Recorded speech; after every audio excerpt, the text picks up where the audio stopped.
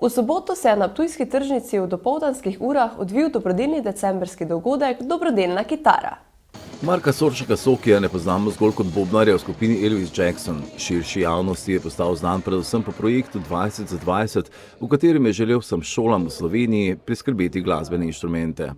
Akcijo sedaj nadaljuje in nadgrajuje z nekoliko drugačno vsebino. Ne morem nehati nekako migati v teh smeri. Zdaj že nažalost osnovnih šol nisem mogel obiskovati zaradi situacije, ki jo živimo. In ker so se z Jernejem nekako tukaj spet našla po nekaj časa, je meni prišla ideja, da bi ta kitara lahko bila ena taka simbolika in iz nje lahko naredimo tudi nekaj dobro delo.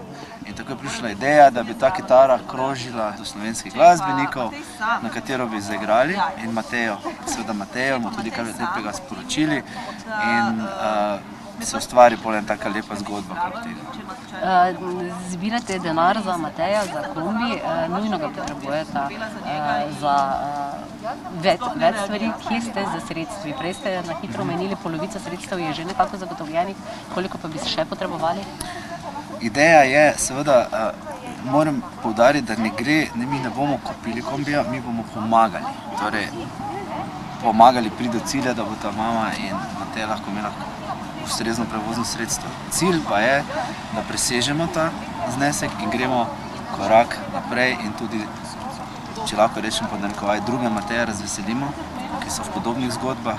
Zato si tudi želim, da bi bila ta akcija čim bolj uspešna. Trenutno, kje smo, ne vem točno, vem pa, da smo čez polovico. Tole je bilo na koncu, ker nam pri tem dogodku pomaga palčica, pomagalčica, ki se vsi zelo dobro spomnimo.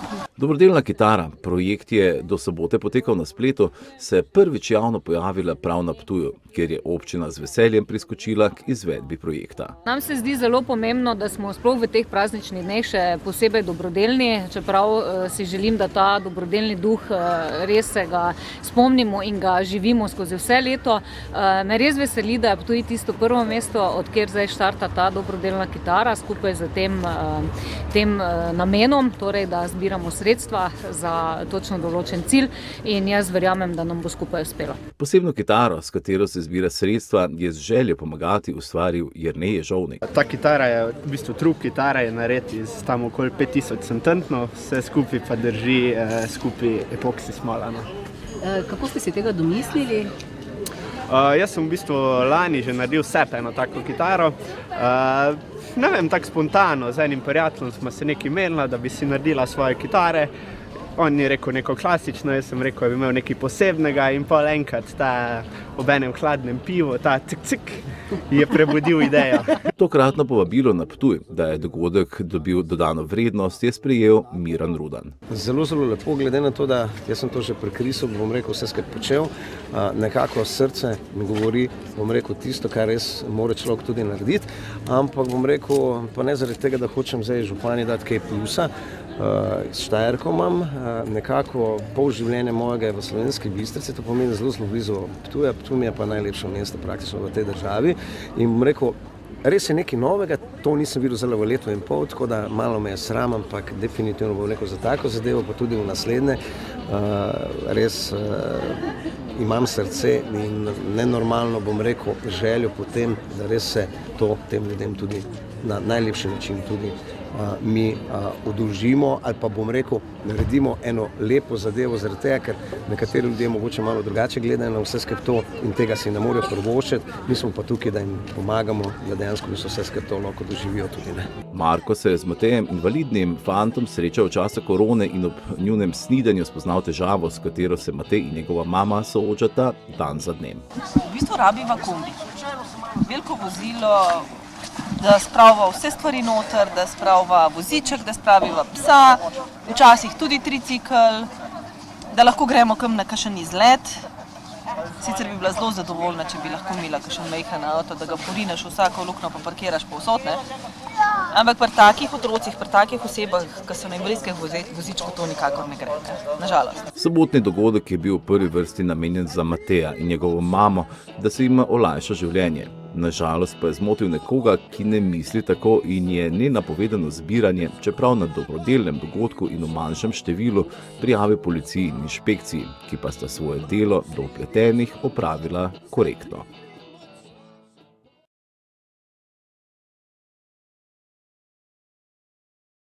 Legendarni bobnar Marko Soršak Soki je lani v Mariboru v odlični in številčni družbi 100 bobnarskih navdušencev pričaral neverjeten dogodek, ki je marsikaterega obiskovalca pustil brez besed.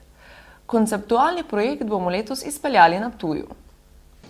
Sokijevih 30 bobnarskih let in za nameček lepo število bobnarjev bo v mesecu maju navduševalo publiko na Ptujskem gradu. Veš, kak je fajn to? Ptuj bo eksplodiral. Pa sploh glede na to, na kakšni famozni lokaciji bomo. Kakšna je sploh zgodba za tem dogodkom? No, jaz recim tako, jaz v lanskem letu sem dočakal 30 let bobnanja in zdaj nekako v tem letu prenašam to 30. obletnico z vsemi temi projekti, ki jih delamo, vključno tudi s tem. Ker s svojim projektom 20 za 20 želim tudi pomagati fantu Mateju priti do vozila, ki ga nujno potrebuje, ker je na vozičku, bo tudi to nekako se prepletalo s tem, tako da ima tudi neko mičkano dobrodelno noto. Kaj bodo lahko obiskovalke, obiskovalci doživeli, kako bo izgledal ta dogodek? Tole dogodek bo definitivno za vse generacije. Imeli bomo nekaj animacij, imeli bomo tudi nekaj izdelovanj inštrumentov in pa seveda bobnarsko presenečenje, ne? O tem pa moramo v živo videti, kako bo to izgledalo, ne? Dogodek bo torej imel dobrodelno noto, bo pa Ptujski grad zaživel še s spremljevalnim programom, ki se bo odvijal več ur. V bistvu gre za, mi že zdaj rečemo, zgodovinski dogodek in izbrali smo lokacijo grad, prvič zaradi ambienta, drugič pa zaradi dejstva, da ima Ptuj največjo historično zbirko glasbil. Tako da ob samem ogledu dogodka, konkretnega koncerta, bo možno ta dan si ogledati grad in tudi prav posebno pripravljeno vodenje skozi to zbirko glasbil plus premiera dokumentarca o tej zbirki glasbil se bo odvila. Program za otroke bo izdelava lastnega bobna, potem bojo otroci lahko na ta bobn, ki ga bojo izdelali, zaigrali in pripravljamo tudi par presenečenj, ki jih bomo povedali malo kasneje, naj se dviguje to pričakovanje, temperatura. Glavnemu spektaklu bobnarjev se bosta pridružila še glasbena skupina in pihalni orkester Ptuj.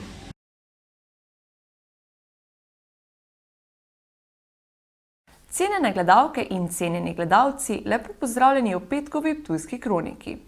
V soboto bodo Ptujski grad zasedli bobnarji, natančneje 30 bobnarjev iz cele Slovenije. Že lani je preko 100 bobnarjev treslo Maribor. Letos jih bo 30 bobnarjev na Ptuju. Natančnejši program so akterji razkrili v sredo na novinarski konferenci v hotelu Mitra. Ja, dejansko gre za spektakel, kar je nekaj povsem novega za Ptuj, se pravi skupinski koncert bobnarjev, tudi z rock bandom. Potem nastop skupine Hudobni volk za 30-letnico, ki zadevo odpre. Začne se zadeva ob 10. Dogajale se pa bodo animacije, izdelava glasbila, druženje z bobnarji, pogovori z bobnarji in pa tudi seveda kulinarika, tako da je to neke vrste velik piknik s koncertom. Že kaže napovedi, da vreme bo zdržalo, če bo kaj bo oblačno, mokro ne, tako da dogodek ne odpade, trajal bo do 14. ure. Glavna zadeva pa je skupinski nastop bobnarjev, se pravi, tokrat se bo odigralo 5 komadov, ni 3 kot v Mariboru in vrhunec vsega bo zraven še tudi nastop pihalnega orkestra Ptuj, tako da pridite, ne bo vam žal. Od 10. ure dalje bo torej na Ptujskem gradu ob spremljevalnem programu potekal koncert več kot 30 bobnarjev ter skupin The Rocktors in Hudobni volk in pihalnega orkestra Ptuj.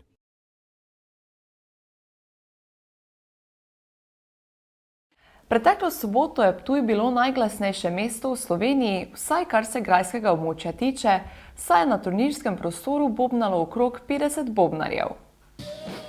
Bobnarji iz vse Slovenije so se združili na pobudo Marka Soršaka Sokija, ki je z dogodkom obeležil tudi svojih 30 let delovanja. Mislim, da nas bo danes kar okrog 50, no? Tako da ja, veselimo se, in zdaj, ko imamo vreme, praktično imamo že vse, samo publika še, pa da pozdravimo mestno Ptuj v bobnarskem stilu, tako kot se to spodobi. Ni koncert danes, ne? To moramo reči, to ni koncert, to je eksperiment, to je javna vaja, to je druženje. Torej, med našim druženjem še sodelujejo ravno kar ko jih slišite v zadju Hudobnega volk, ki praznuje tudi svojo 30. obletnico, kot tudi Soki svojo 30-letnico bobnanja, ne? Pa seveda skupaj bomo zabobnali za skupino Rocktors, torej v živo. Pa še pihalni orkester Ptuj? Ja, to ne smem pozabiti. Torej še s pihalnim orkestrom bomo vmes malo dopolnili naš repertoar, pa tudi neka presenečenja bodo vmes, ne? To bomo pa videli pol. Sokija poznamo po projektu 20 za 20, s katerim je slovenske šole opremil z instrumenti. V času korone pa se je lotil še enega podviga, in sicer projekta Dobrodelna kitara, s katerim je zbiral denar za nakup kombija mlademu invalidu. In ravno predaja vozila je bilo presenečenje dneva. V zadnjem času sem zbiral sredstva za Matejev kombi. Matej je namreč na vozičku že mnogo let od otroštva in nujno potrebuje kombi. In uspelo nam je, dobimo kombi. Koliko dela je bilo za to potrebnega, kako dolgo se je vse skupaj zbiralo? Začeli smo oktobra lanskega leta in vse do praktično danes. Tako da ja, nekaj časa ni lahek projektov, sploh zdaj v teh časih je malo težje. Ampak ne obupaš, pač greš, živeti moramo, podpirati se moramo in uspelo nam je.